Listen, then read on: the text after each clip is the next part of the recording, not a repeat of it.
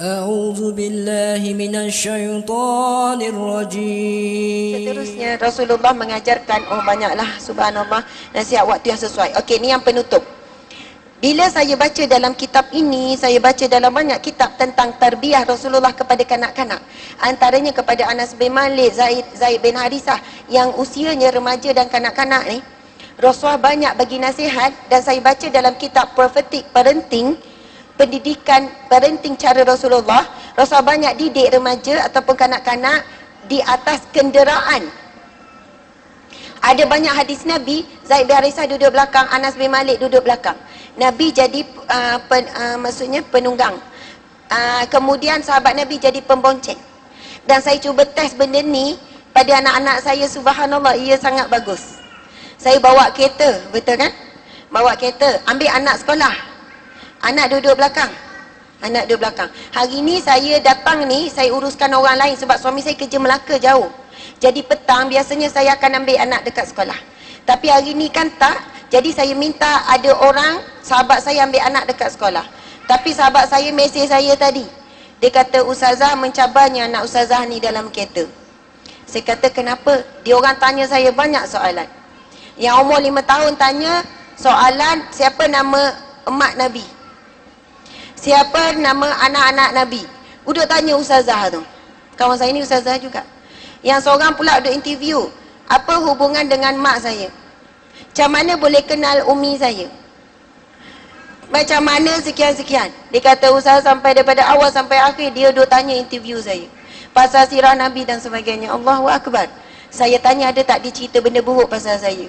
Saya takut dia luar perasaan lah, umi dia garang ke apa ke kan. Tapi subhanallah, ramai yang tak sedar perkara ni. Masuk kereta buka lagu, masuk kereta sekian-sekian. Tahu tak yang saya perasan, bila kita bagi nasihat ataupun cerita-cerita dalam kereta, kita dalam situasi apa, kita ngadap depan, anak kita tak nampak muka kita.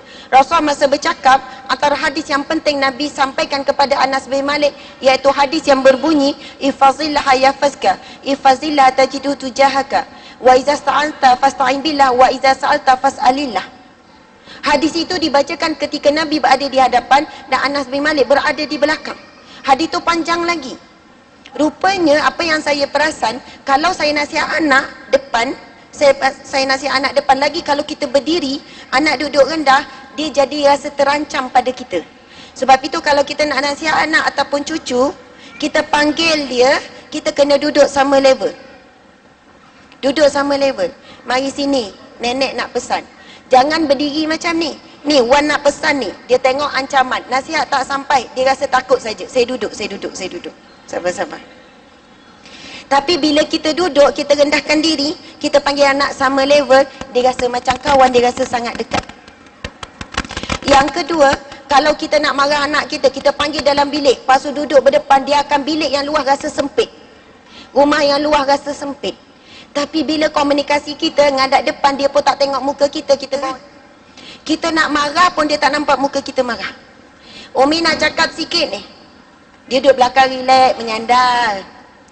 Kita nak cubit pun, saya kadang nak cubit anak dalam kereta, tak sampai. Dia boleh ngelak tu, ngelat. Geramnya budak ni. Tapi kita bawa kereta. Subhanallah. Lepas tu kita cakap, okey, Umi nak pesan berapa perkara, Umi nak tanya soalan. Dia pun seronok. Sebab dia tak tengok air muka kita. Rupanya kalau kita tengok ada cermin besar, sambil kita nasihat, kita sendiri ngeri tengok muka kita. Melainkan kalau kita boleh nasihat dengan senyuman. Umi nak nasihat ni, susah. Biasa sebut nasihat, muka tiba-tiba jadi serius. Mujur tak ada cermin. Kalau tak, kita sendiri tak boleh terima nasihat kita. Allahu Akbar, subhanallah. Jadi rupanya antara metod yang saya belajar dalam kitab Prophetic Parenting, bila bagi nasihat tu sangat bagus di atas satu kenderaan. Yang kedua, kenapa dia orang tak boleh lari? Takkan nak buka kereta nak lari pula. Jadi dia orang tetap akan dengar, dan dia orang tak boleh buat perkara lain. Tapi dalam rumah dia boleh buat benda-benda yang lain, Masya Allah.